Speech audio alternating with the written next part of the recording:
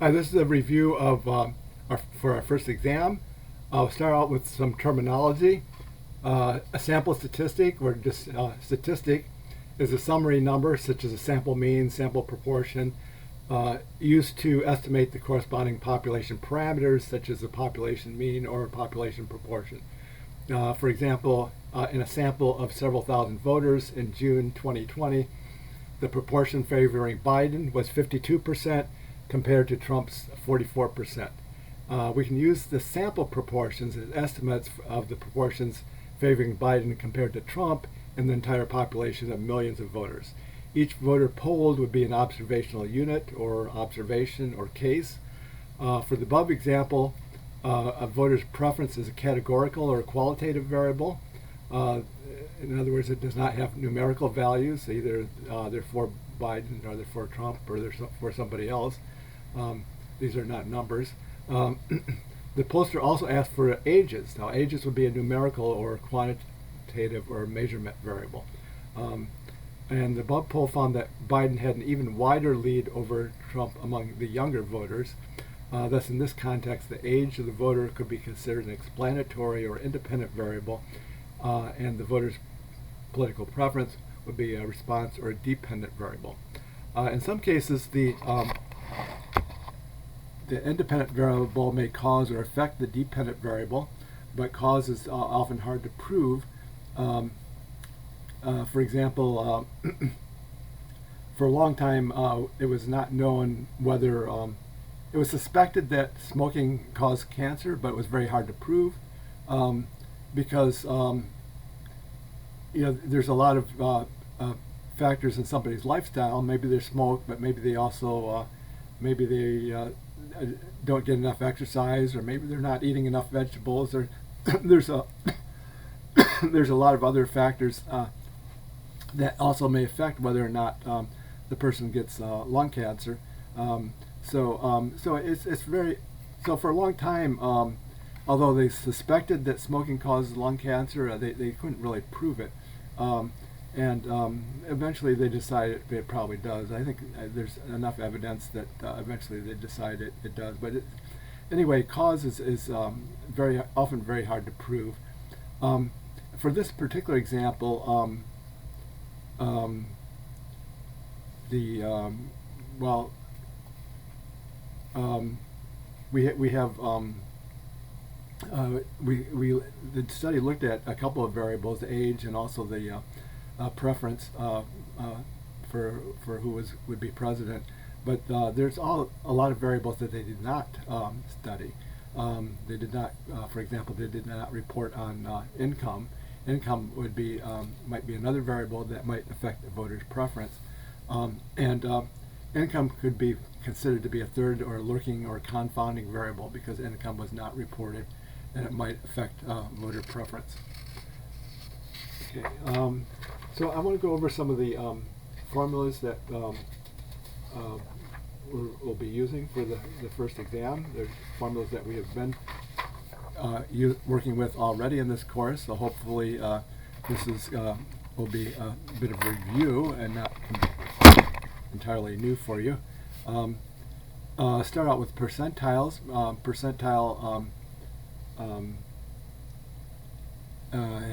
Percentiles and quartiles have to do with the relative position of a particular data value in relation to the other values. For example, the 68th percentile, roughly speaking, would be the number that's more than 68% of the other values. To compute the rank of the pth percentile, we can use the formula n times p over 100. Different books have different formulas, but that's the way our book, that's the one our book uses, and this is a common way of doing it.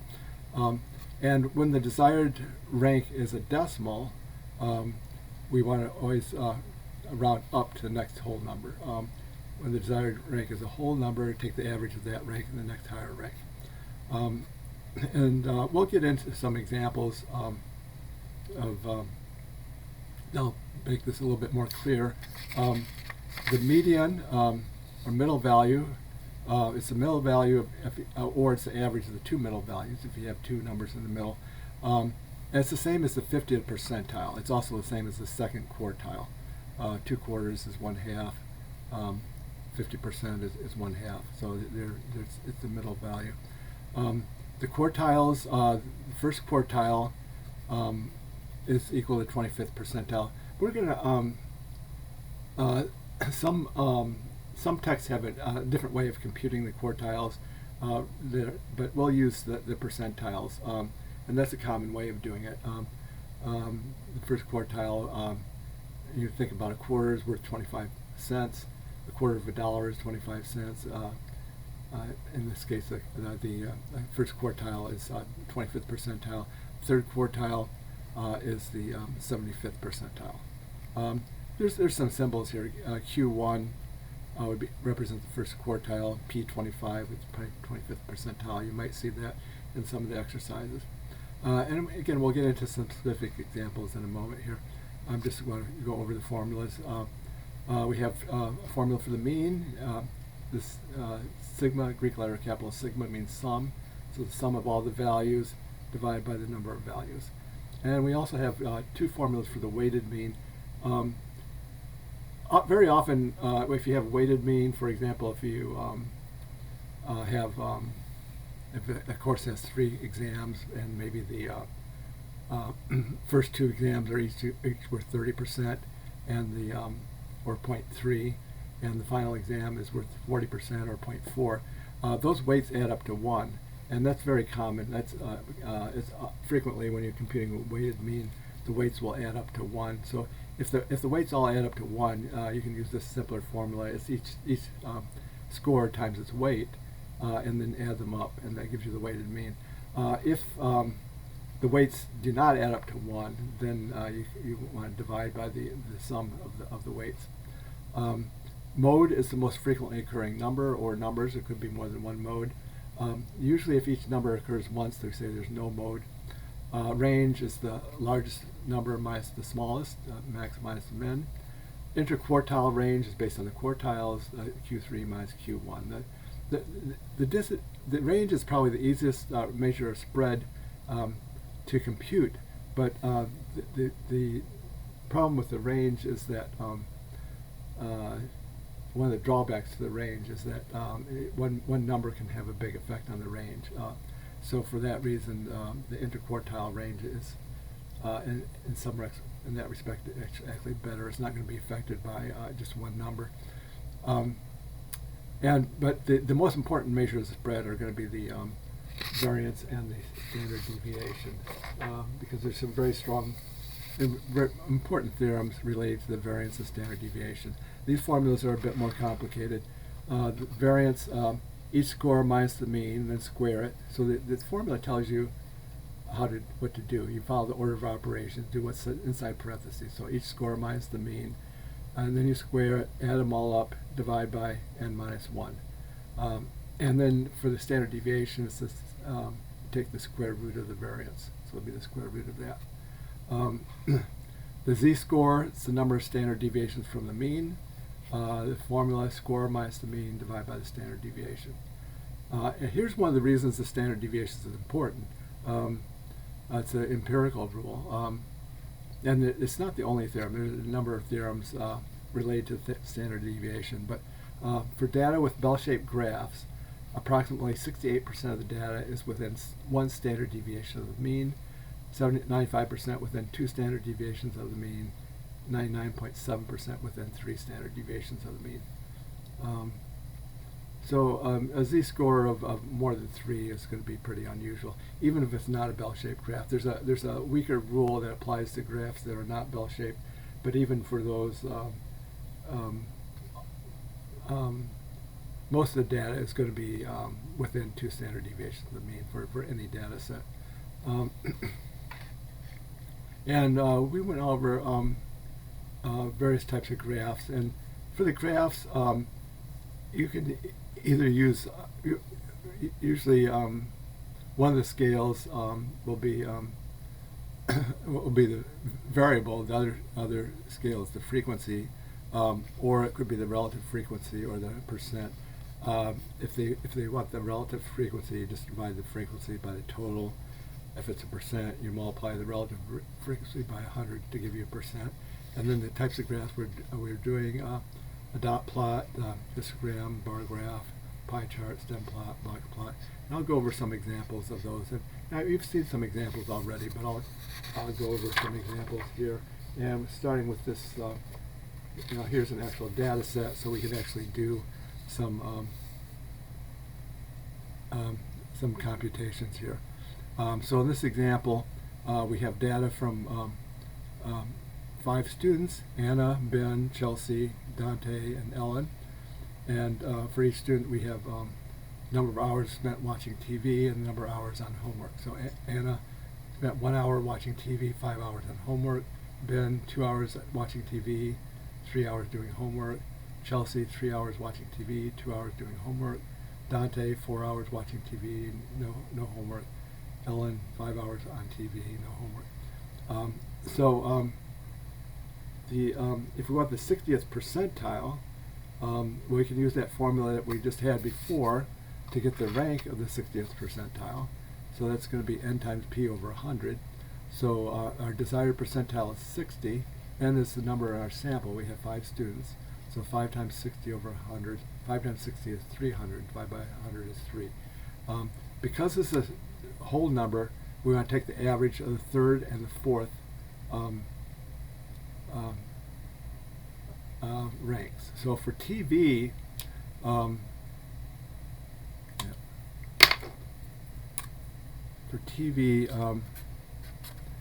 we have the third ranked from smallest to largest. The third rank would be Chelsea, and the fourth rank is Dante. So it would be 3 plus 4 over 2, and what the average of those two. 7 over 2, which is 3.5 hours. And for homework,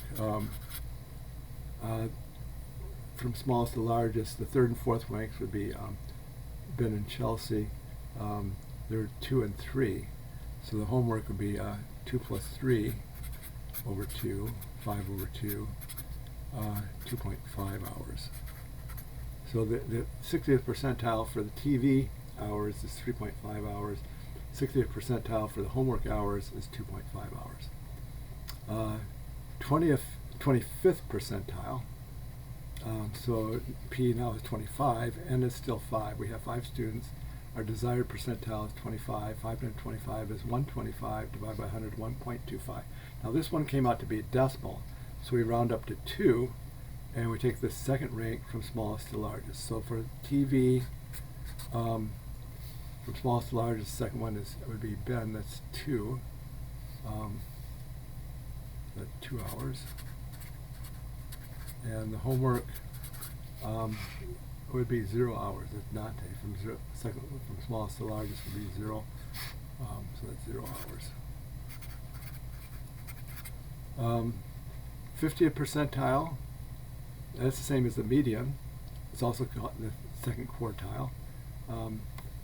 Usually it'll be called the median, but it depends on the context. If you're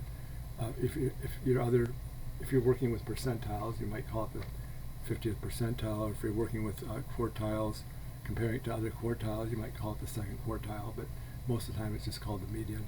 The rank, n times p. This time p is going to be the 50th percentile, and it's still 5. 5 times 50 is 250 divided by 100, 2.5. This is decimal, so we want to round up to 3. And it's the third rank from smallest to largest. So for TV, third rank would be Chelsea, which is 3 hours. And for homework, it's also Chelsea. It would be 2 hours. So TV, 3 hours. Homework, 2 hours. Okay, so 75th percentile. So P now is 75. 5 times 75 is 375. Divided by 100 is 3.75. We want to round up to 4. Take the fourth rank from smallest to largest. And so Dante would be, for TV, Dante would be 4 hours.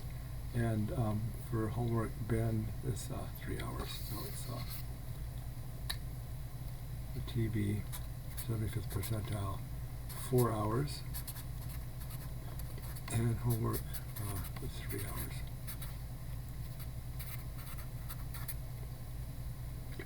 Okay, so we can summarize this here. I besides the quartiles, I included the this is called the 5-number summary. The minimum, you can think of that as the 0 quartile, the median. Usually it's not called that, but you can think of this as Q0. So this is basically all the quartiles here: Q0, Q1, Q2, Q3, and Q4. So the maximum, you can think of that as Q4. But anyway, so this is the 5-number summary is basically quartiles, although the 0 quartile is usually called the minimum, the 2nd quartile is usually called the median, the 4th quartile is usually called the maximum. But anyway, for TV, the minimum is 1. Homework, the minimum was 0. First quartile for TV was 2 hours, homework 0 hours.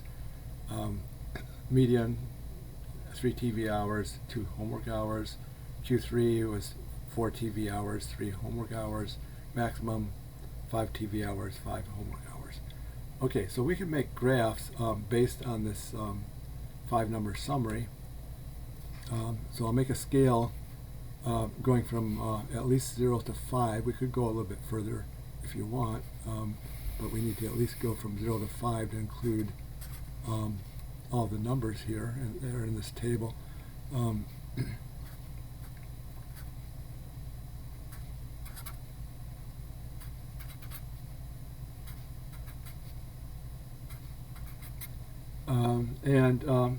So for the I think I'll do the homework first. The homework, you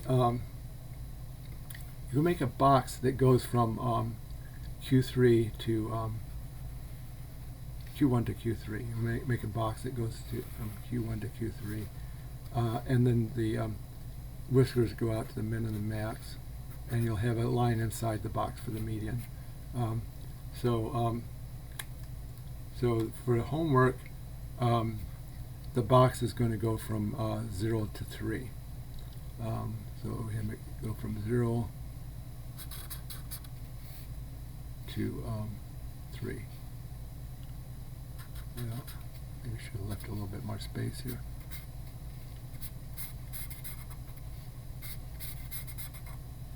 And then a line inside the box is for the median. That's at 2. And then the whisker goes out to the min and the max. Well, there's this box is already at the minimum, and we have a whisker going out to 5. Okay, so that's the box for the homework. And then the TV, the box goes from 2 to 4. That's Q1 to Q3. So the TV goes from 2 to 4.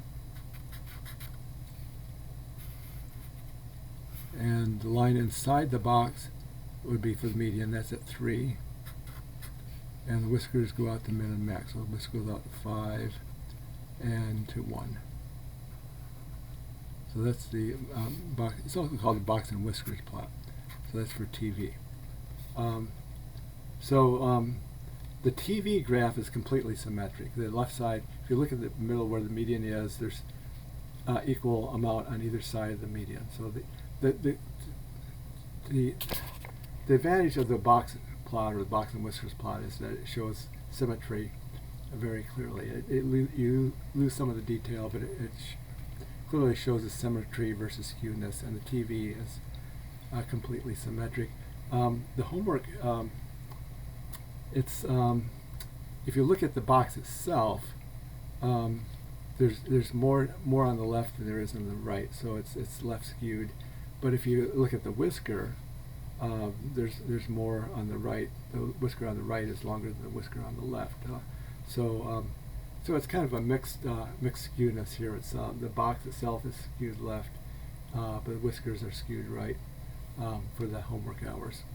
And we can see overall that the TV hours are more than the homework hours, because the TV hours, for example, the median is 3 and the homework is 2. The only thing that's the same is the maximum. They both have the same maximum, but for the minimum, Q1, median, Q3, they're all, the TV statistics are more than the homework statistics for those numbers. The range for TV, maximize the minimum, be 5 minus 1. So that's going to be, for TV, 5 minus 1 is 4. And for the homework, it's 5 minus 0, 5 hours. Interquartile range for TV. TV, it's going to be 4 minus 2, Q3 minus Q1. 4 minus 2 is 2 hours. And for homework, it's going to be 3 minus 0. So 3 minus 0 would be 3 hours.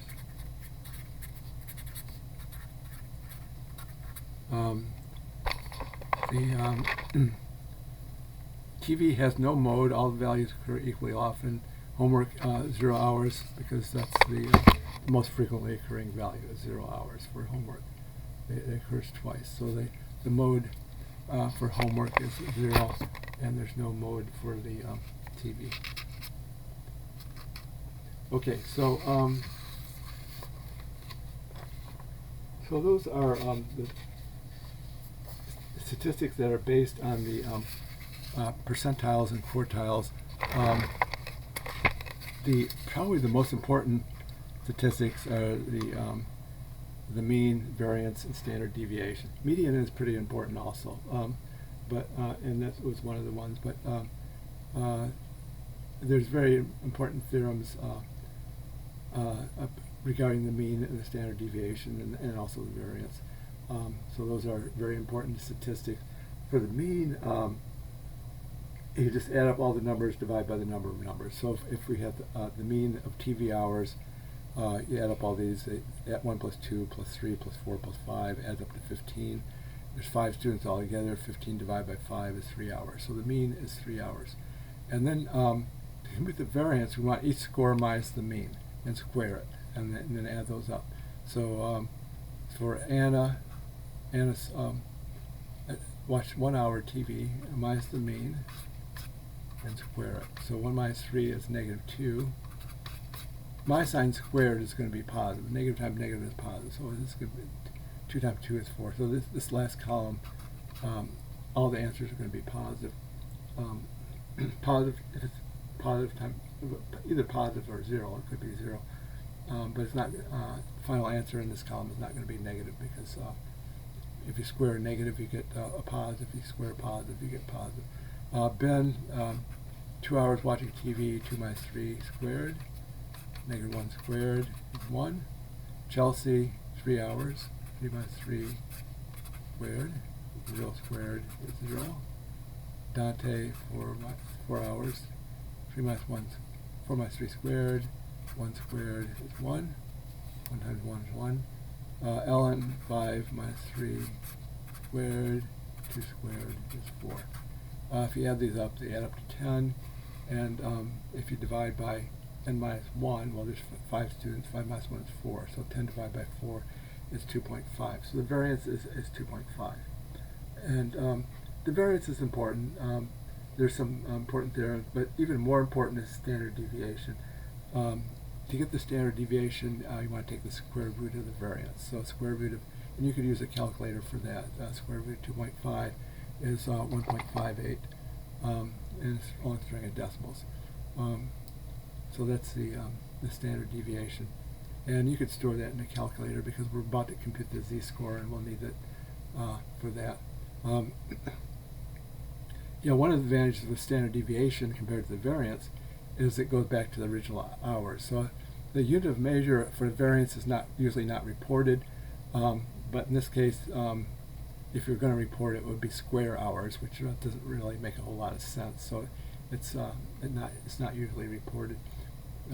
We can visualize a square foot or a square inch, but for a square hour, I don't know. It's a little hard to visualize that. But the standard deviation, when you take the square root, it goes back to the original unit of measure. Okay, the z-score for Ben's TV hours. Well, Ben, let's see. My screen is frozen here. See if I can. Okay, I think I'm unfrozen here. So for Ben's, Ben watched 2 hours of TV. So then Ben's z-score is 2 minus score minus the mean divided by standard deviation. 2 minus 3, and then equals -1 divided by 1.58 something, and it comes out to be approximately -0.63. So Ben's TV hours are 0.63 standard deviations below the mean.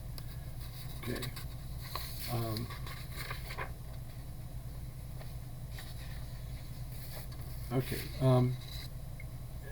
One of this theorem here is one of the reasons the standard deviation is important.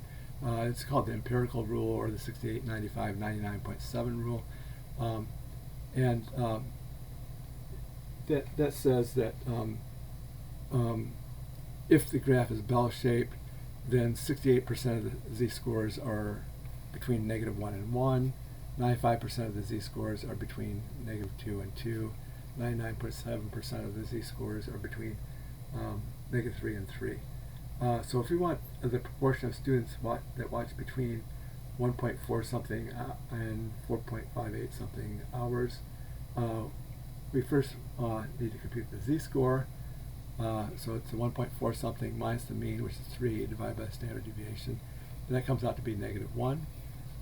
Compute the z-score for the 4.58. 4.58 minus the mean, which is 3, and then divide by the standard deviation is +1. And so that tells us that we can apply the empirical rule part 1. So the 68% is for z-scores of between 1 and -1. So that means that in this particular case, 68% of the students, 6% of the z-scores are between -1 and 1. So in particular, 68% of the students watch between 1.4 something and 4.58 something hours of TV. So I want to do another example that's more suitable for graphs. This sample size, we only had 5 students, so it was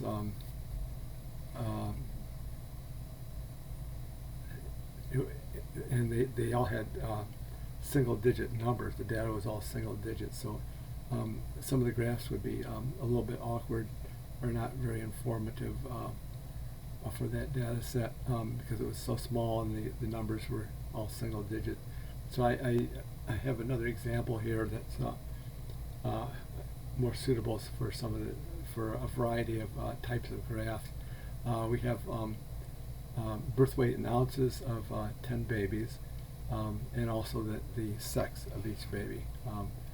Aiko, 132 ounces, female. Bajorn, 62 ounces, male. Christiana, 102 ounces, female, and so forth. And we can. So one type of graph is a stem plot. I think that's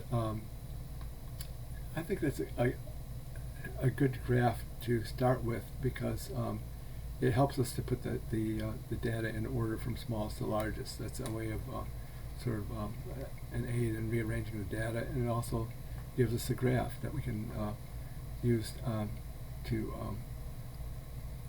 interpret the data. Okay, so Aiko.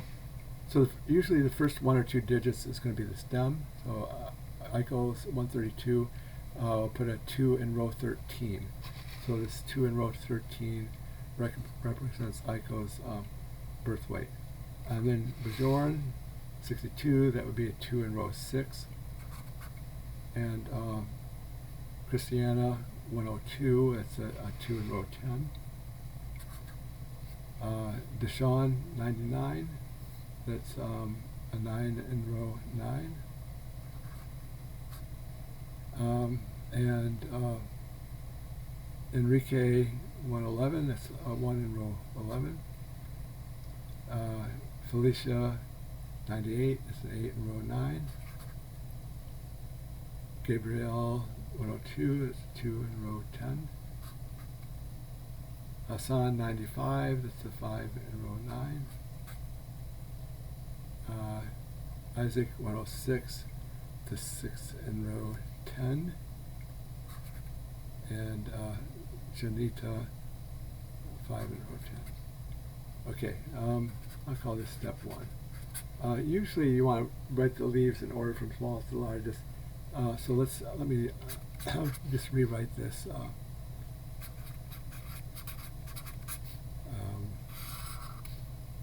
6, 7, 8.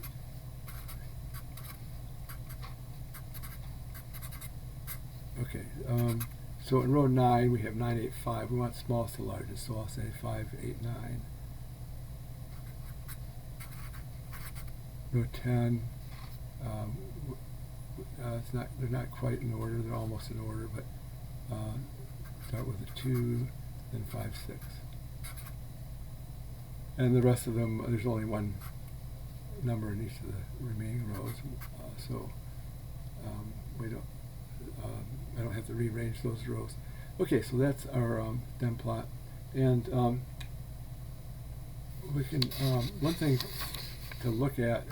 There's a couple of things you can look at, but one is it symmetric or is it skewed? And it looks like it's approximately symmetric. This is our scale is vertical. Our variable scale is vertical. I'm turning this sideways to take a look at skewness, but it looks like it's approximately symmetric. And there's one main cluster, and possibly outliers. Outliers.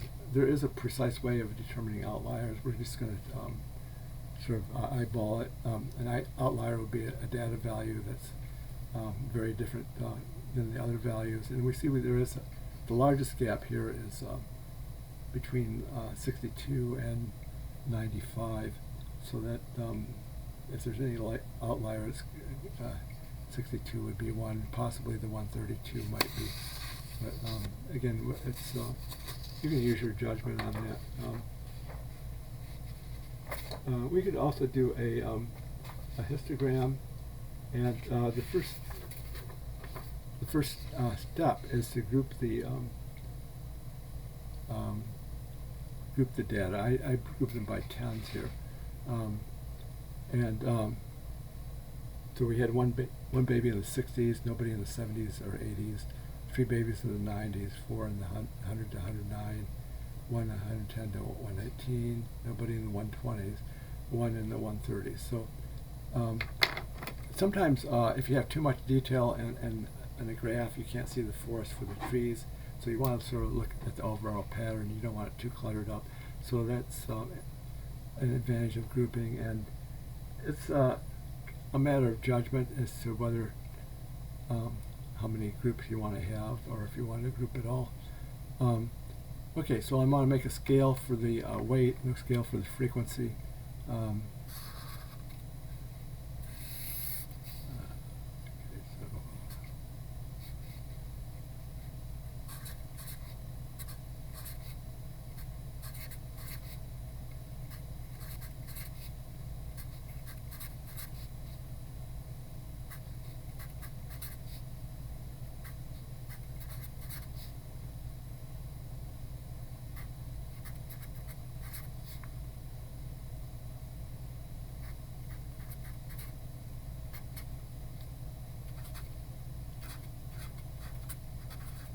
Okay, so I'll make the vertical scale frequency.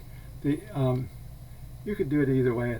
Probably it's more common to make the vertical scale the variable, and the horizontal scale the variable and the vertical scale the frequency, but it can also be reversed.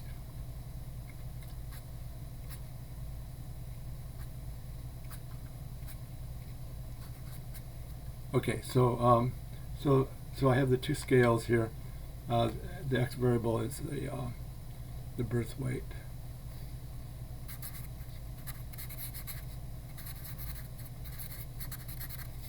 Okay, so we have one baby in the 60s, so we might want to make a bar going up to 1.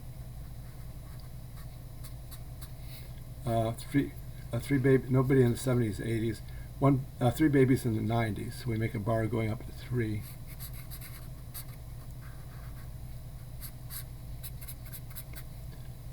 Four in the between 100 and 109, the bar goes up to 4. One baby in 110 to 119. Nobody in the 120s, and one baby in the 130s. Okay, so it's still usually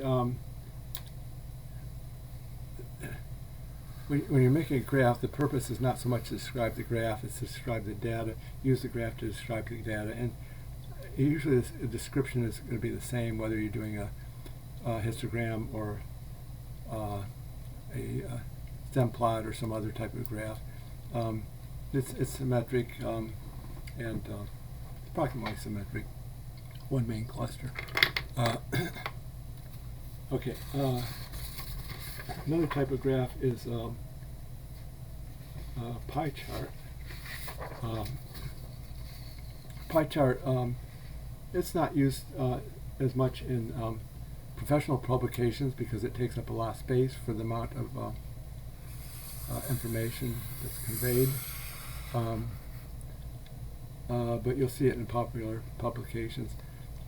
So we'll start out with a pie here, and because we have 10 babies, we want to divide it into 10 slices. So I'll start out dividing it in 2, and then divide each of these into 5. So that'll give me 10 slices, and try to make them as even as you can. Let's see if I put one mark there. Is that going to be? That's not. Make it a little bit bigger.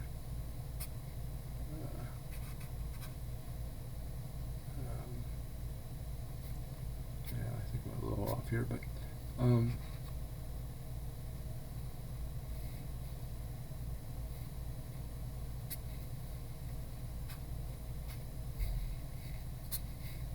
2, 3, 4, 5. 1, 2, 3, 4, 5. Yeah, I can put this one over a little bit.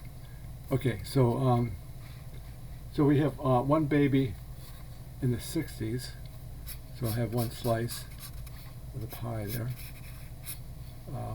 One baby, 60 to 69 ounces. And we have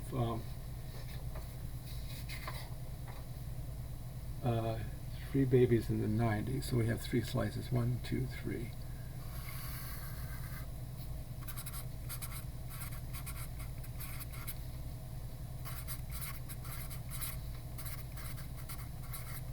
And then we have 4 babies, 100 to 109, so we have 1, 2, 3, 4 slices there.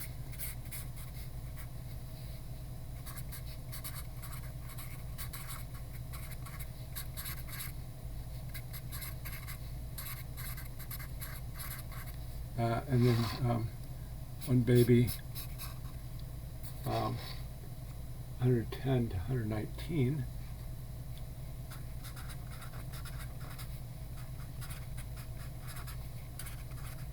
And we have one slice of pie left, one baby, 100 and then 130s.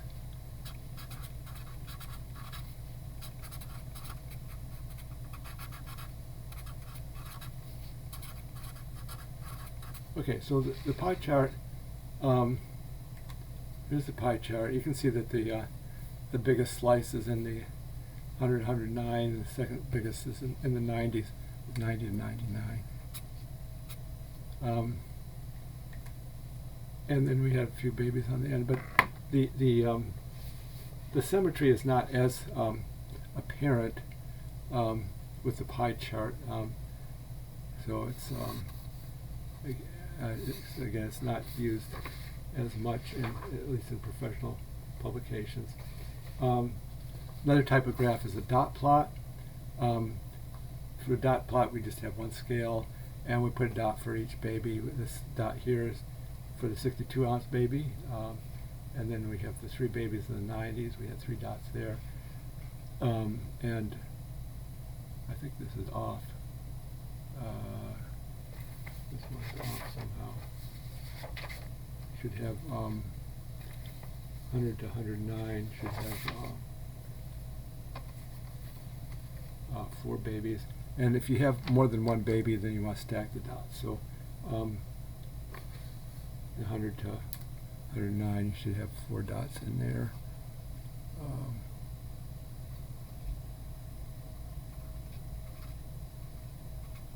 And you want to stack them because we had 2 at 102. And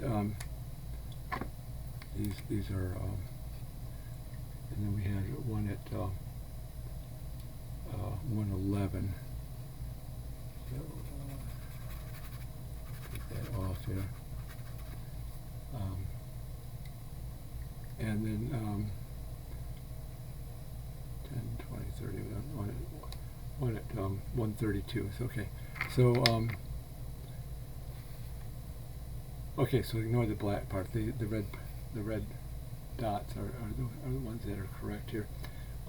And the same pattern. You have one main cluster in the middle, so it's kind of a symmetric graph. You have sort of 2 on the ends, and then the rest of them are all kind of clumped together in the middle. And that's a dot plot. A bar graph is similar to a histogram. We did a histogram of.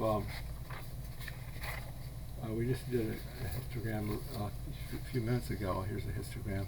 The bar graph is similar, except the bar graph leaves equal spaces between each bar. Histogram does not. So if we had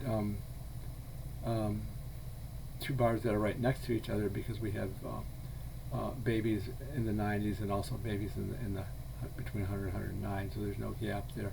And then there was some other gaps here, but these are not all equal sized gaps. For a bar graph, you use it for categorical data. So our scale here, instead of numbers, we have words, and also leaving equal sized gaps between each bar kind of emphasizes that this is not a numerical scale here. So anyway, the horizontal scale here is the variable, that's sex. The vertical scale is the frequency. So it's similar to a histogram. In this case, we had 5 of each, 5 female and 5 male. So the bars go up for each. Bars of each of them go up to 5. Anyway, that's a bar graph. For a bar graph, you don't talk about symmetry versus skewness because the order is arbitrary. I mean, we could put males first and then females, or females first and then males, and that can affect the symmetry. If the bars are arranged in order from the tallest to shortest, or shortest to tallest, it's called a Pareto chart. Okay, so that concludes this presentation.